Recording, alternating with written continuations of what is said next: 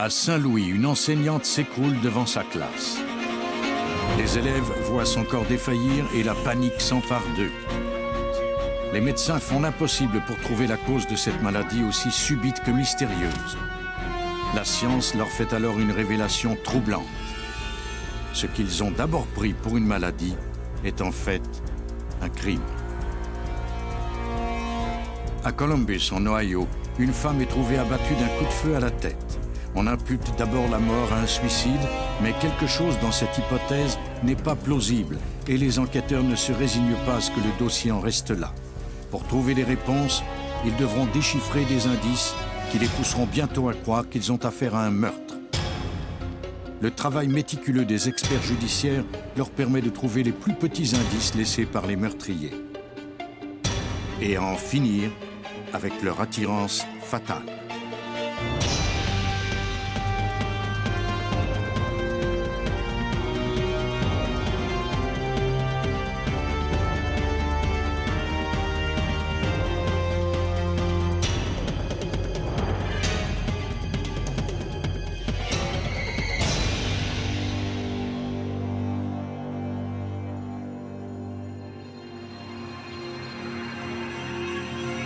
Dans cet épisode, certains noms ont été changés. Le 26 septembre 1993, à Saint-Louis, au Missouri, Donna Boley, un professeur de mathématiques de 7e année, mère de 2 adolescents, donnait un cours à ses élèves. Elle s'était sentie mal pendant tout l'été, mais croyait qu'elle n'avait qu'une mauvaise grippe. Elle espérait que ses symptômes disparaîtraient avec son retour à l'école. Mais ce ne fut pas le cas. Cela empira. Elle s'écroula devant sa classe. Les élèves s'empressèrent d'appeler le directeur.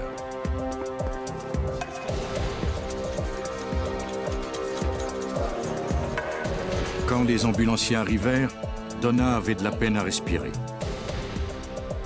Ils n'avaient aucune idée de ce qui n'allait pas chez elle, ni pourquoi elle s'était ainsi écroulée. Ils tentèrent de stabiliser son état, mais les choses allaient de mal en pis. Elle perdait connaissance. Donna luttait pour rester en vie.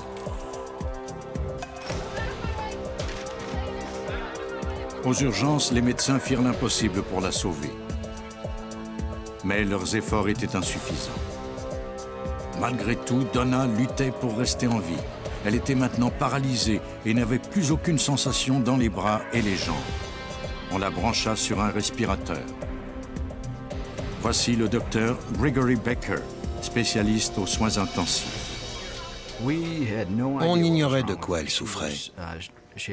Elle ne présentait aucun symptôme spécifique.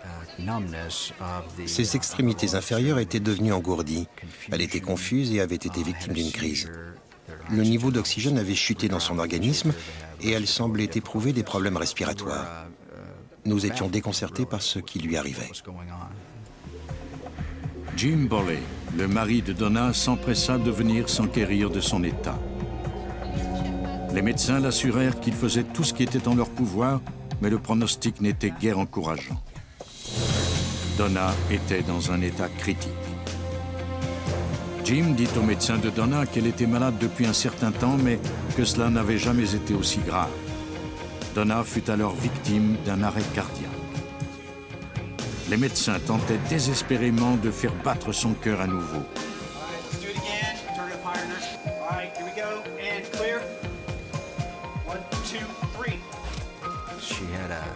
On était en présence de plusieurs symptômes, mais on ne parvenait pas à poser un diagnostic.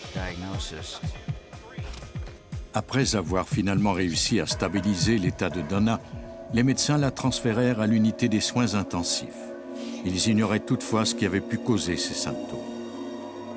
Quand on se retrouve dans une situation comme celle-là, où la patiente devient de plus en plus malade sous nos yeux, on lui fait subir toute une batterie de tests. Mais les résultats n'indiquèrent rien d'anormal. Jim restait au chevet de sa femme. Il lui apportait des fleurs, des cartes de souhait et lui préparait sa boisson favorite. Il faisait tout pour qu'elle reprenne vite du mieux. La mystérieuse maladie continuait de ravager le corps de Donna alors que les médecins cherchaient toujours à poser un diagnostic. Parmi les analyses qu'on a pratiquées, il y a eu la détection de métaux lourds dans son urine. Les résultats nous ont indiqué la présence de doses astronomiques d'arsenic dans son urine. Donna était victime d'un empoisonnement. De fait, son organisme contenait 420 fois la quantité d'arsenic normale. Pourquoi avait-elle autant de poison dans le corps et comment s'était-il retrouvé là? Inquiets que d'autres personnes aient pu être exposées à autant d'arsenic, les médecins informèrent aussitôt sa famille et contactèrent la police. Jim Bowley déclara aux médecins qu'il n'avait pas la moindre idée de la façon dont cela avait pu se produire. Il ajouta qu'il voulait qu'on ouvre au plus vite une enquête. Des policiers se rendirent à l'hôpital et y interrogèrent les médecins, les infirmières et tous ceux qui soignaient Donna. Mais personne n'avait vécu une telle situation auparavant. L'enquêteur Tony Grimmel de la police de Saint-Louis fut nommé responsable de cette enquête. On m'a dit à l'hôpital que le niveau d'arsenic dans le corps de Donna Bowley était fatal.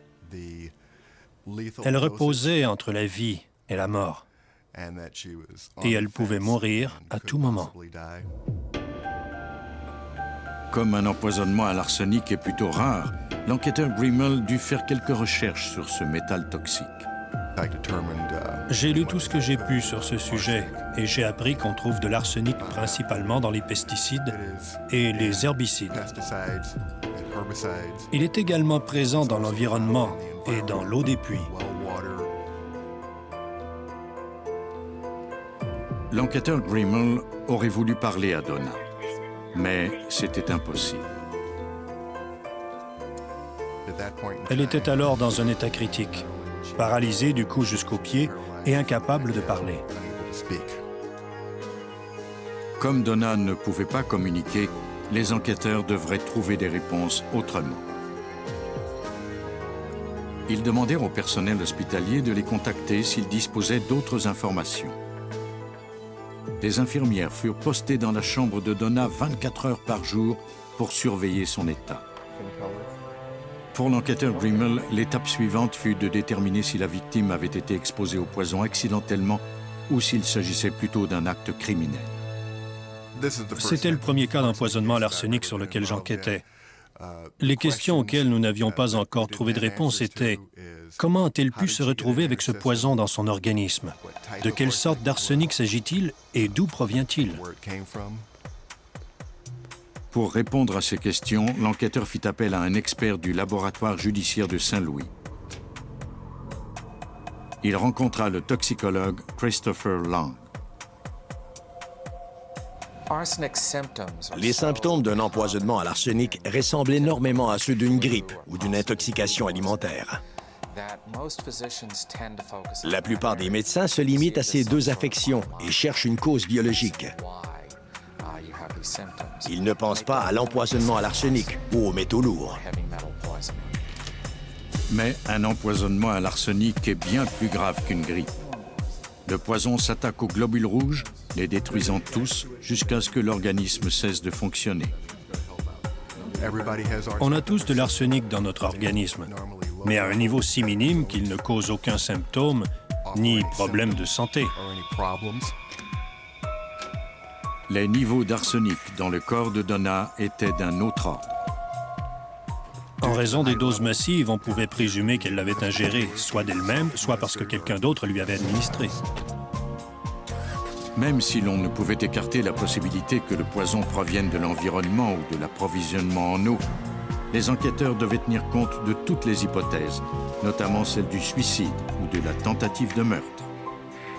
Ils se rendirent chez les Bowley. Dans l'espoir de trouver une piste, ils interrogèrent le mari de Donna et ses adolescents. Jim Bowley déclara que Donna n'était pas dépressive. Elle n'avait jamais mentionné qu'elle souhaitait mettre fin à ses jours et n'avait pas tenté de se suicider non plus.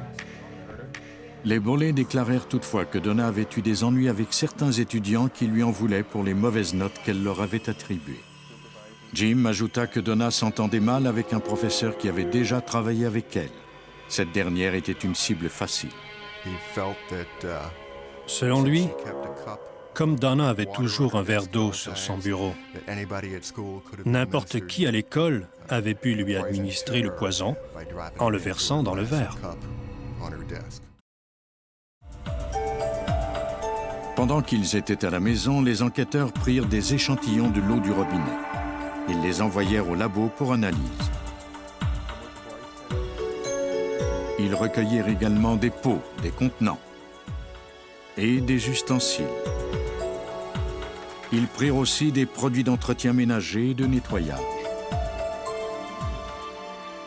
Ils étaient à la recherche de tout ce qui pouvait contenir de l'arsenic, comme des pesticides ou tout article de cuisine qui aurait pu être contaminé. En procédant ainsi, on sortait de la maison tout ce qui pouvait empoisonner les enfants. On voulait aussi identifier le ou les produits qui auraient pu empoisonner Donna. Dans la salle de bain, les policiers trouvèrent des aiguilles hypodermiques. Jim déclara aux enquêteurs que c'était un des garçons qui s'en servait pour s'administrer un médicament. Les aiguilles furent recueillies avec les autres articles pour être analysées.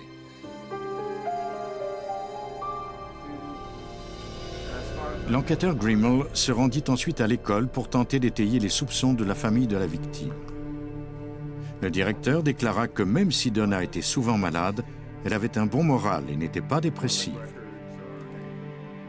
Il ajouta que ses problèmes avec un de ses anciens collègues étaient mineurs. Quant à la situation avec les élèves mécontents, aucun d'eux n'était revenu à l'école depuis plusieurs mois. Grimmel en vint à croire que si Donna avait été empoisonnée, ce n'était pas arrivé à l'école. Au bureau d'identification du service de police de Saint-Louis, on se mit à la recherche d'arsenic dans les articles ménagers de la maison. On élimina rapidement les seringues trouvées chez les Bollé. Comme le mari l'avait déclaré, elles avaient servi à administrer un médicament à l'un des garçons. Tous les résultats furent négatifs. Aucun des articles ménagers ne contenait le poison mortel, ni l'eau du robinet. L'enquêteur Grimmel était dans une impasse. Il ne voyait se profiler aucune piste. Je ne pouvais pas croire que sur une famille de 4 personnes, une seule ait pu ingérer accidentellement de l'arsenic sans qu'il y ait la moindre trace du poison dans l'organisme des autres. Par conséquent, j'étais face à 2 possibilités. Soit elle l'avait ingéré pour se suicider, soit quelqu'un avait tenté de la tuer. Et la seule personne qui pouvait faire la lumière sur cette affaire était incapable de parler.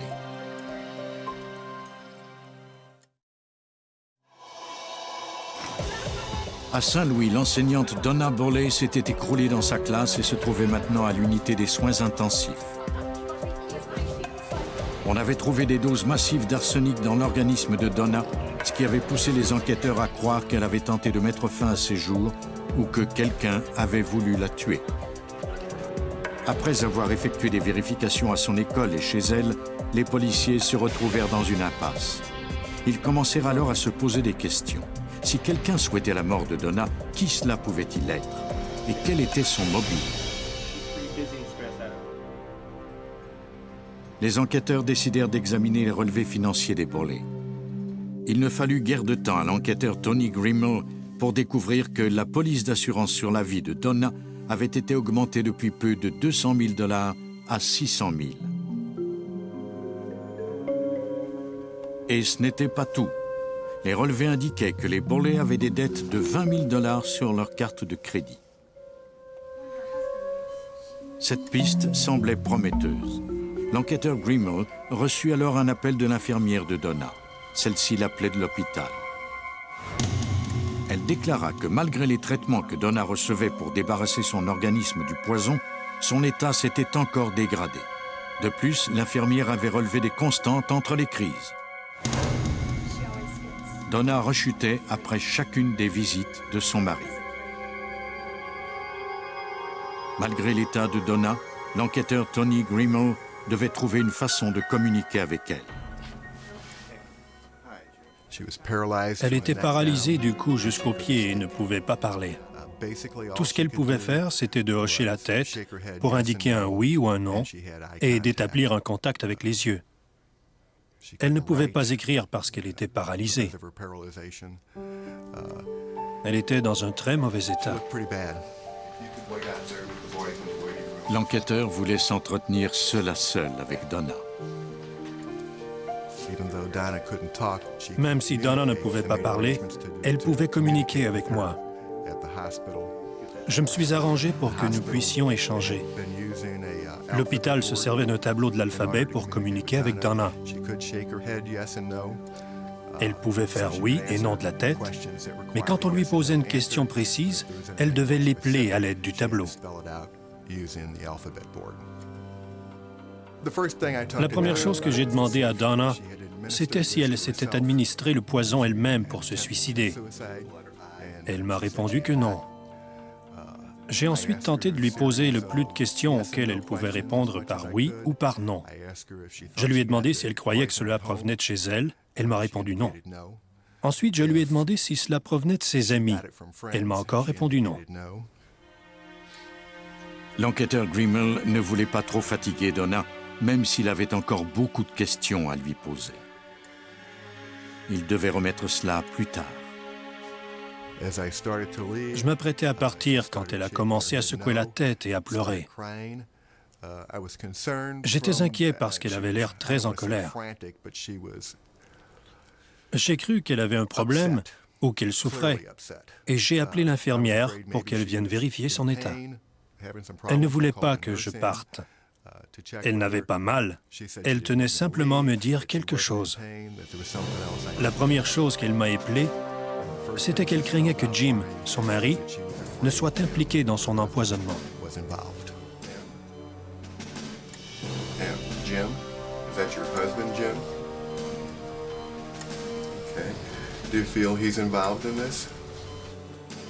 Lentement et avec difficulté, Donna fit des signes affirmatifs de la tête après chaque question et chaque lettre de l'alphabet qu'on lui montrait. Elle se rappelait un incident étrange 2 mois plus tôt. Cela s'était passé dans le brouhaha du matin. La famille se dépêchait de terminer son petit déjeuner et Donna se préparait pour ses classes. C'était toujours Jim qui préparait les repas. C'était sa façon à lui de la décharger de certaines responsabilités. Il versa à Donna un verre de lait pour la soulager de ses maux d'estomac et lui rappela de ne pas oublier de le boire. Donna aperçut alors un résidu rose au fond du verre. Les déclarations de Donna rendaient son mari suspect, surtout que la police d'assurance vie de Donna avait été augmentée depuis peu. Le nom de Jim Boley fut placé en tête de la liste des suspects.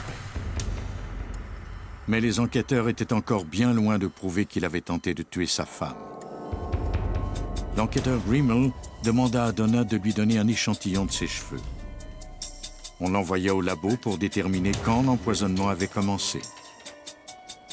Il y avait un autre problème, les visites de Jim. J'ai appelé l'hôpital pour leur dire que M. Boley n'était plus autorisé à voir sa femme.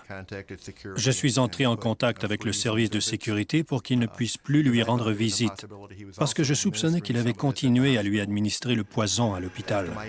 Après mon entretien avec Donna, je me suis rendu dans la salle d'attente et la première chose qu'il m'a demandé, c'était « Que vous a-t-elle dit ?» Je lui ai répondu qu'elle m'avait confié plusieurs choses et que je devrais bientôt l'interroger, lui, au poste de police.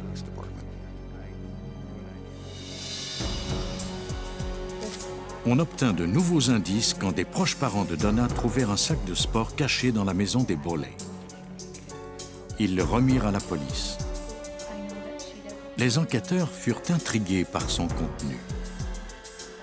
Des sous-vêtements féminins.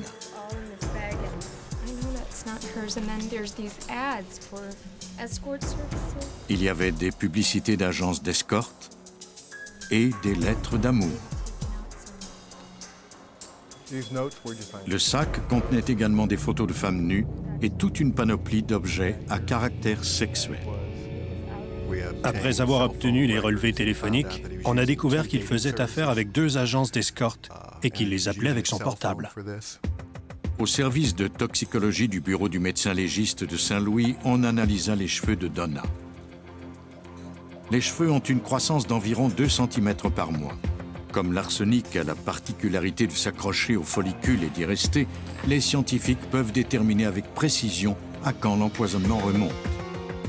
Les cheveux de Donna fournirent des réponses sur le moment où elle avait commencé à ingérer de l'arsenic.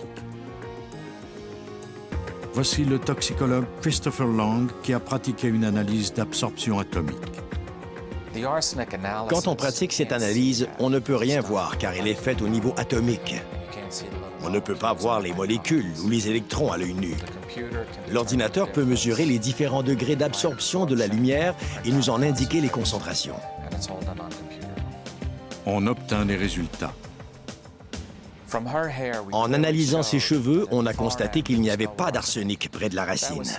Cette racine était vieille de 5 ou 6 mois. Mais à partir de ce moment, les niveaux d'arsenic avaient augmenté considérablement tous les mois et ils avaient continué de progresser après son admission à l'hôpital. Cela démontrait qu'elle avait reçu des doses d'arsenic depuis un certain temps et qu'elle en avait ingéré de plus en plus. Le toxicologue transmit ses conclusions aux enquêteurs. Ça a été une belle occasion de mettre la science à contribution. La toxicologie peut parfois jouer un rôle très important. Surtout quand il s'agit de savoir si quelqu'un est dangereux pour les autres. La police demanda à Jim Boley de subir un interrogatoire. Jim Boley semblait être le mari parfait. Il était conseiller scolaire, entraînait des enfants au baseball, en plus d'être chef scout. Je lui ai révélé que sa femme l'avait pointé du doigt et qu'il était maintenant le principal suspect. Je lui ai alors fait la lecture de ses droits. Il était prêt à collaborer avec nous. Il a tenté de justifier la présence de poudre rose dans le verre de sa femme et le fait qu'elle le soupçonnait. Boley affirma que la maladie de sa femme lui avait donné des hallucinations. Les enquêteurs l'interrogèrent à propos de l'assurance vie de Donna au montant de $600 000, de ses difficultés financières et de ses aventures extra-conjugales. Même après plusieurs heures d'interrogatoire, Jim Boley semblait avoir encore réponse à tout.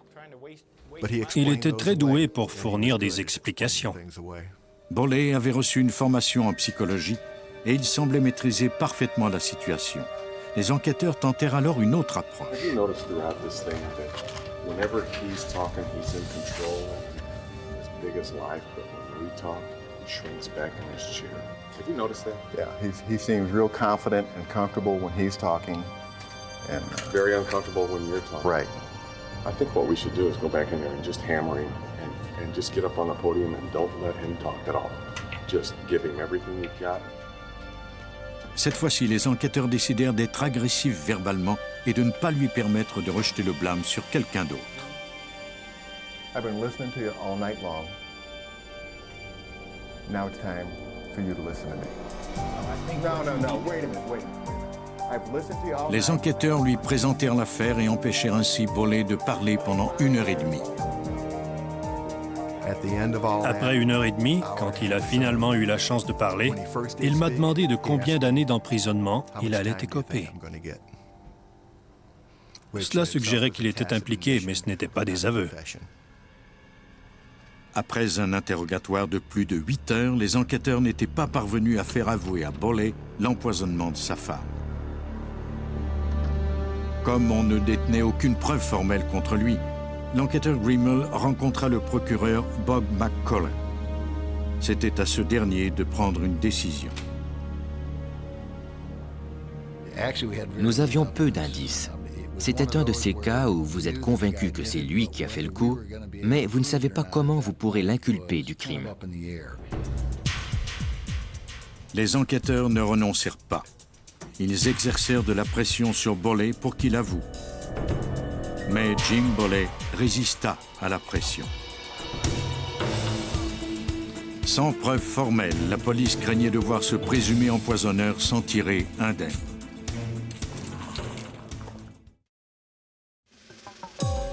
Quelqu'un avait tenté de tuer Donna Boley. On avait trouvé 400 fois la dose d'arsenic mortel dans son organisme. Les policiers croyaient savoir qui était responsable de cet empoisonnement. Jim, le mari de Donna. Les enquêteurs se constituaient un dossier contre Jim Boley. Ils découvrirent qu'il payait pour avoir des services sexuels et qu'il avait fait augmenter l'assurance vie de sa femme à $600 000.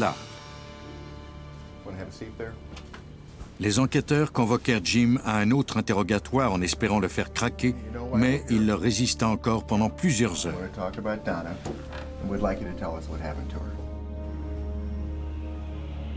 Tony Grimmel se rendit au bureau du procureur pour tenter d'obtenir un mandat d'arrêt.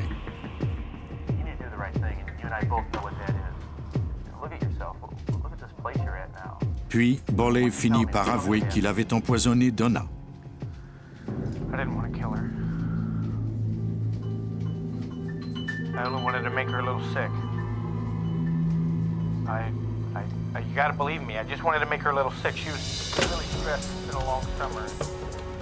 Mais il refusa de reconnaître qu'il avait tenté de la tuer.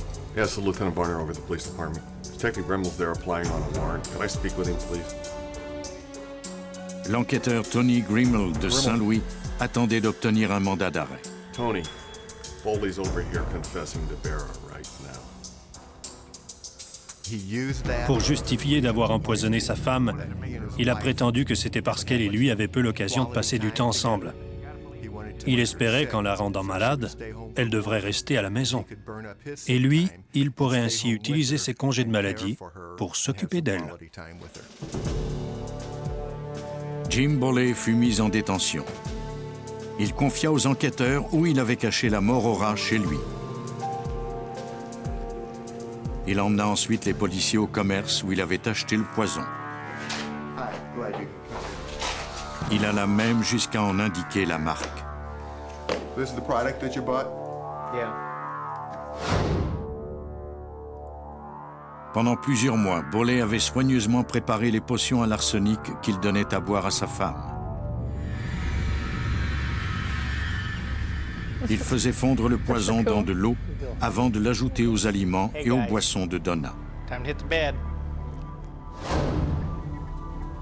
Les enquêteurs demandèrent aux chimistes de corroborer la version de Boley en laboratoire.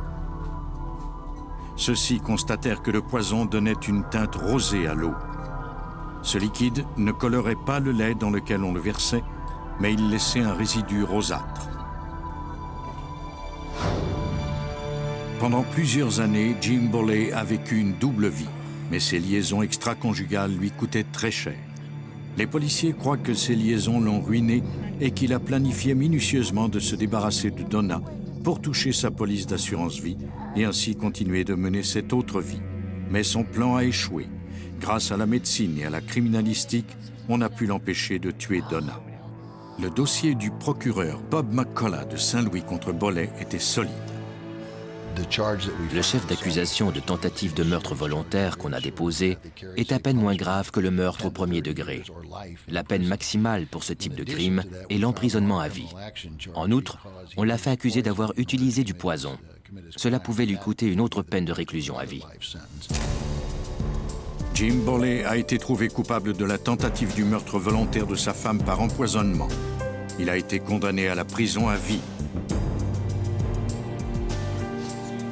Grâce au personnel médical de Saint-Louis, les enquêteurs ont sauvé la vie d'une femme. En Ohio, l'aide des policiers arriverait malheureusement trop tard. La ville de Columbus, en Ohio, est située au cœur des États-Unis. Au début de 1994, la police de cette ville se retrouva plongée dans une affaire aussi mystérieuse que brutale. À 2h51 du matin, la police reçut un appel de détresse. L'homme au bout du fil était Robert Hay. Il déclara que sa femme venait de se suicider. L'opératrice lui conseilla de rester calme jusqu'à l'arrivée des secours. Sergeant 18 180 181 on a 47. 43 possible 47. Des agents du service de police de Columbus se rendirent à l'adresse Day. Personne n'était là pour les accueillir. Ils appelèrent les occupants à voix haute, mais personne ne leur répondit. Les policiers entrèrent alors dans la maison.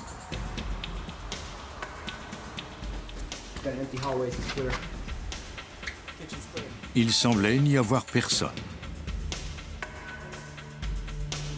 Mais dans la chambre à coucher principale, ils trouvèrent Robert A. au pied du lit. Il semblait confus et incapable de bouger. Sur le lit, gisait une femme, une blessure de projectile sur la tempe gauche. Un revolver de calibre 38 reposait sur sa poitrine maculée de sang. Les policiers interrogèrent Robert A. Ce dernier déclara qu'il était entré dans la chambre et avait trouvé sa femme dans cet état. Il ignorait ce qui s'était produit. Les agents remarquèrent qu'il avait bu. Des ambulanciers furent dépêchés sur les lieux. Ils examinèrent le corps de la femme sans le déplacer. Janet A. était morte. Quelques minutes plus tard, les enquêteurs du service des homicides arrivèrent à la maison. Toute mort causée par une arme à feu doit faire l'objet d'une enquête. Les policiers informèrent les enquêteurs de la situation. Eric Pilia fut nommé enquêteur en chef de cette affaire. On a trouvé un petit revolver foncé sur sa poitrine. La blessure avait laissé s'échapper beaucoup de sang. Celui-ci s'était écoulé sur ses membres et avait formé des mares à quelques endroits.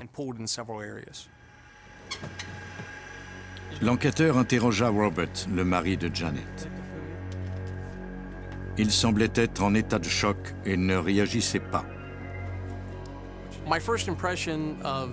Ma première impression, c'était que le mari était dans un état de détresse avancée, ou encore qu'il était dans un état de léthargie profonde, sans émotion, comme dans un état second. Après avoir repris le dessus, Hay déclara aux enquêteurs que plus tôt au cours de la soirée, sa femme et lui avaient regardé la télévision après le repas.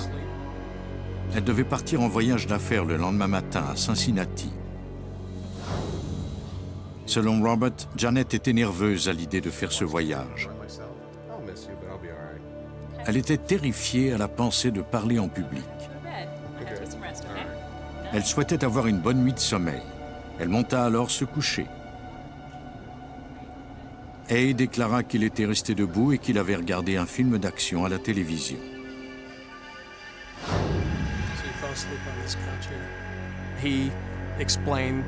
Il a déclaré qu'il s'était assoupi sur le divan. Quand il s'est réveillé, il a décidé de monter se coucher. Il a allumé la lumière dans la chambre et trouvé sa femme gisant sur le lit, une blessure de projectile à la tête.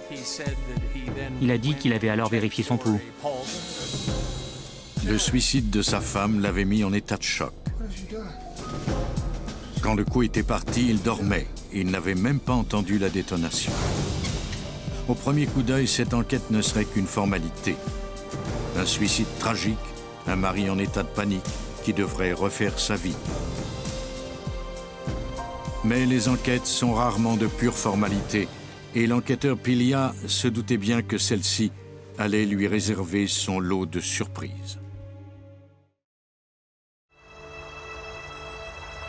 À Columbus, en Ohio, Robert A. s'était réveillé pour se retrouver au cœur d'un réel cauchemar. Après s'être assoupi sur le canapé pendant qu'il regardait la télévision, il s'était levé pour monter se coucher. Il avait alors trouvé le corps de sa femme, Janet, une balle de revolver dans la tête, tirée à bout portant. Il y avait des traces de sang sur sa poitrine et le revolver se trouvait près de sa main. Et déclara aux enquêteurs que Janet était nerveuse à cause du voyage d'affaires qu'elle devait faire le lendemain. Il craignait que cela ne l'eût poussé à commettre ce suicide. Et déclara qu'il conservait une arme dans la maison en cas de danger. Normalement, son revolver se trouvait sous le canapé où il s'était assoupi. mais il ne s'y trouvait plus. Selon lui, Janet l'avait sans doute pris plus tôt ou pendant son sommeil. L'enquêteur Eric Pilia demanda à Robert A. de lui raconter tout ce dont il se souvenait. Je lui ai demandé s'il avait touché au corps. Il a commencé par me dire non. Puis il a dit qu'il avait tâté son pouls en m'expliquant qu'il avait été infirmier au Vietnam. Je lui ai alors demandé de me décrire exactement comment il s'y était pris. Et il m'a répondu qu'il lui avait touché le cou pour prendre son pouls. Les experts photographièrent la scène pour qu'on se rappelle exactement dans quelle position se trouvait le corps, ainsi que les bras de Janet, et qu'on puisse voir le sang sur le haut de sa poitrine. En fouillant la chambre, les enquêteurs notèrent également la présence d'une torche électrique sur la commode. On envoya le corps de Janet au bureau du coroner pour un examen.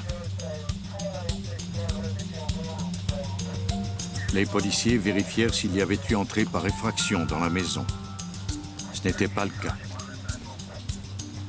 Au bureau du coroner de Franklin County, le médecin légiste recueillit les résidus sur les mains de la victime avant d'examiner le reste de son corps.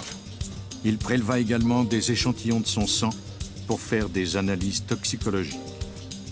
On radiographia la tête de Janet pour déterminer l'angle de la trajectoire du projectile. Tous les indices semblaient corroborer la thèse d'un suicide, et le médecin légiste indiqua dans son rapport que la mort de Janet A. était le résultat d'un suicide. Mais pour les enquêteurs d'expérience, quelque chose ne collait pas. Les déclarations de Robert A. étaient louches. Quand il m'a dit qu'il avait allumé la lumière, j'ai trouvé cela étrange.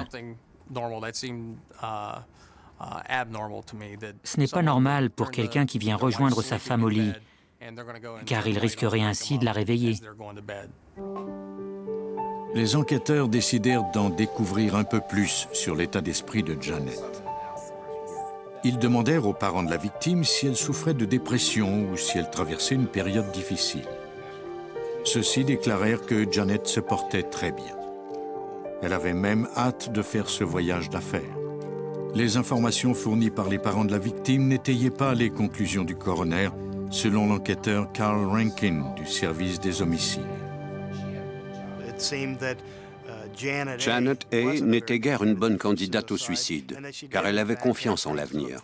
Même le voyage du lendemain l'emballait.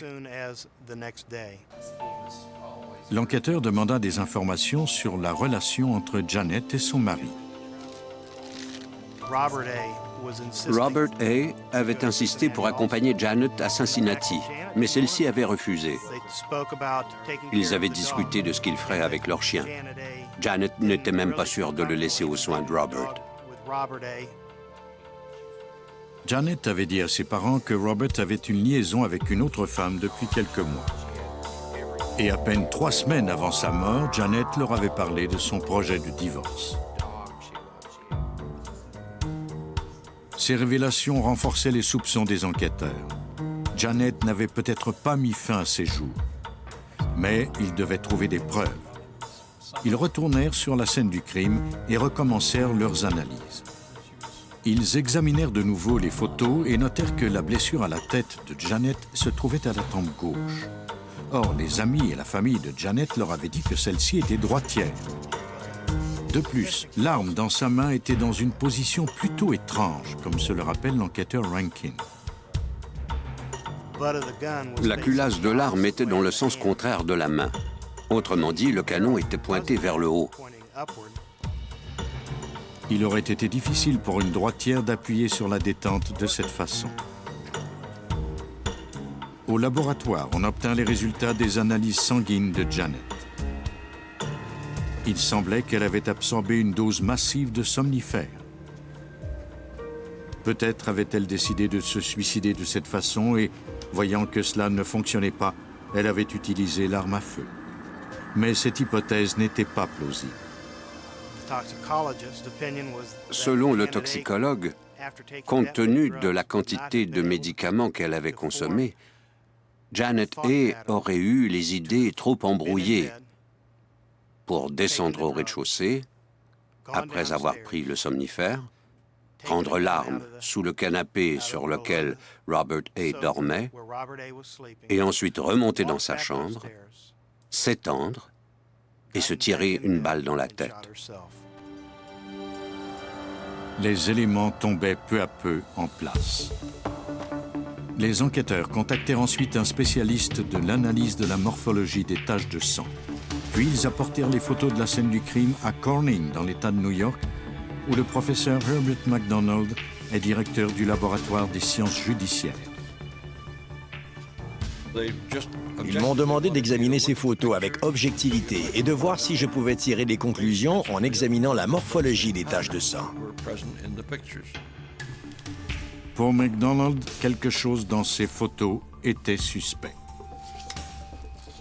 Si vous vous tirez une balle dans la tête, il est impossible que l'arme retombe sur votre poitrine, tournée vers le haut et qu'elle laisse une trace de sang sur le corps de long en large. La séquence des événements est fausse. Ce qui était évident pour moi, c'est qu'il y avait eu un homicide et non un suicide. C'étaient les conclusions que les enquêteurs espéraient avoir pour constituer leurs preuves. Ils présentèrent les résultats de cette analyse au médecin légiste. Celui-ci indiqua sur le certificat de décès que la cause de la mort n'était pas un suicide, mais bien une mort de cause inconnue. On pouvait maintenant faire accuser Robert A. du meurtre de Janet. Les enquêteurs discutèrent du dossier de la preuve avec le procureur Jeff Allen de Franklin County. Après avoir lu les conclusions du professeur McDonald, j'étais persuadé que nous pourrions aller devant les tribunaux. C'est surtout grâce à cette analyse que j'ai décidé de procéder aux inculpations.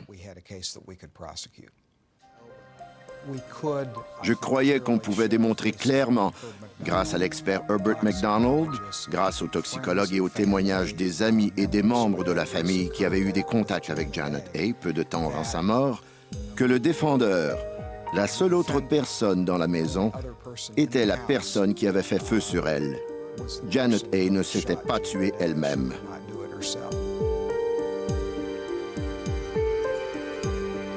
Un mandat d'arrêt fut émis contre Robert A. pour le meurtre de sa femme. Il fut mis en détention sans opposer de résistance. Je crois qu'il s'était disputé et que Robert A. ne voulait pas démordre du fait qu'il voulait l'accompagner à tout prix à Cincinnati. Le couple se disputa. Janet monta dans sa chambre. Elle prit des somnifères pour passer une bonne nuit de sommeil.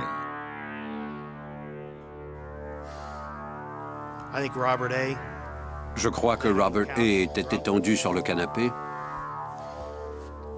de plus en plus ivre, et qu'il est devenu de plus en plus furieux. Selon moi, il a alors glissé la main sous le canapé pour rejoindre l'arme, qu'il savait être là, avant de monter vers la chambre.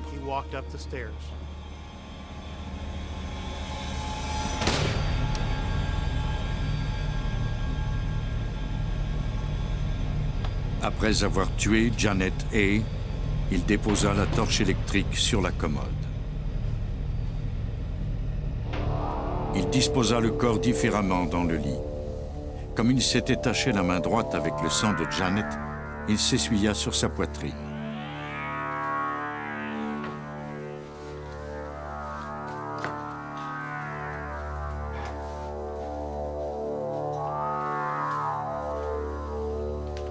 Il déposa ensuite l'arme pour que l'on croie à un suicide. Mais sous l'arme, le sang avait déjà eu le temps de sécher. Sans l'analyse de la morphologie des taches de sang d'Herbert McDonald, sans les analyses toxicologiques et sans les photos de la scène du crime dont nous disposions, il n'y aurait pas eu de procès et il n'y aurait jamais eu de condamnation non plus. Les membres du jury au procès écoutèrent les résultats des analyses judiciaires. Ils trouvèrent Robert A. coupable du meurtre de Janet. Il a été condamné à une peine de réclusion de 20 ans. Les meurtriers ne reculent devant rien pour maquiller des scènes de crime, faire porter le blâme par quelqu'un d'autre, et de fait, ils arrivent parfois à effacer presque toute trace de leur culpabilité. Toutefois, même si les preuves sont infimes ou difficiles à déceler, la raison d'être des experts en criminalistique, c'est de faire la lumière sur ces indices révélateurs et de rendre justice aux victimes.